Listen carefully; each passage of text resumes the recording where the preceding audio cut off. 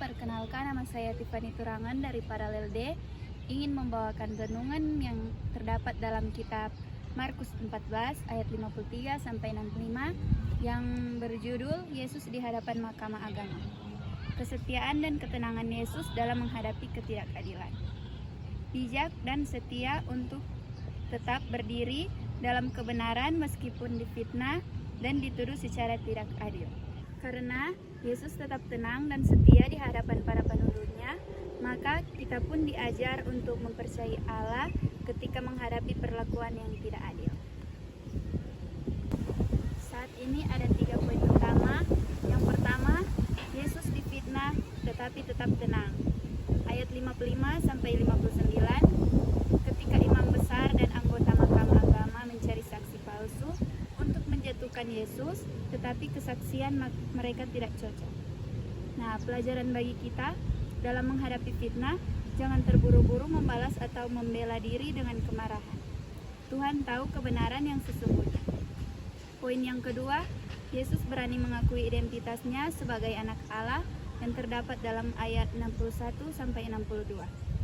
Ketika imam besar bertanya langsung Yesus dengan poin yang kedua yaitu Yesus berani mengakui identitasnya sebagai anak Allah yang terdapat dalam ayat 61 sampai 62.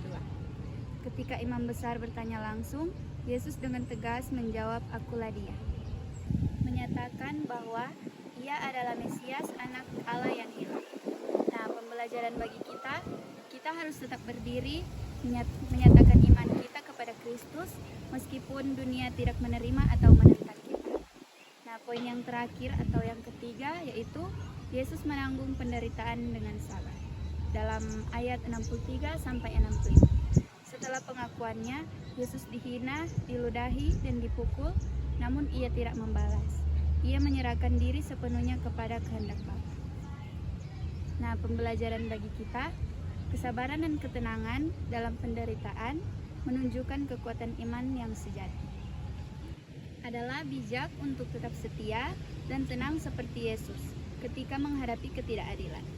Tuhan adalah hakim yang adil dan ia akan menegakkan kebenaran pada waktunya. Mari kita meneladani Yesus dalam kesetiaan dan ketenangan ketika kita difitnah, disalahpahami atau diperlakukan tidak adil. Janganlah kita putus asa atau membalas dengan kejahatan. Tetaplah berdiri dalam kebenaran, berbicara dengan kasih, dan mempercayai bahwa Allah melihat dan akan membela umatnya yang benar. Nah, kesimpulan yang kita ambil yaitu Yesus adalah teladan dan kesetiaan dan kebenaran. Ia tetap tenang dan taat kepada kehendak Bapa meskipun difitnah dan disiksa. Iman sejati berarti mempercayai Allah sepenuhnya bahkan ketika diperlakukan tidak adil.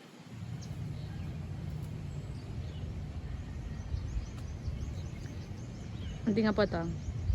Di penutup, Yesus di hadapan Mahkamah Agama menunjukkan kepada kita bahwa kesetiaan, ketenangan, dan iman yang teguh adalah kekuatan sejati orang percaya.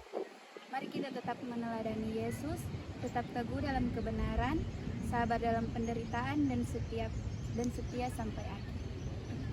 Demikian firman Tuhan, Tuhan Yesus memberkati.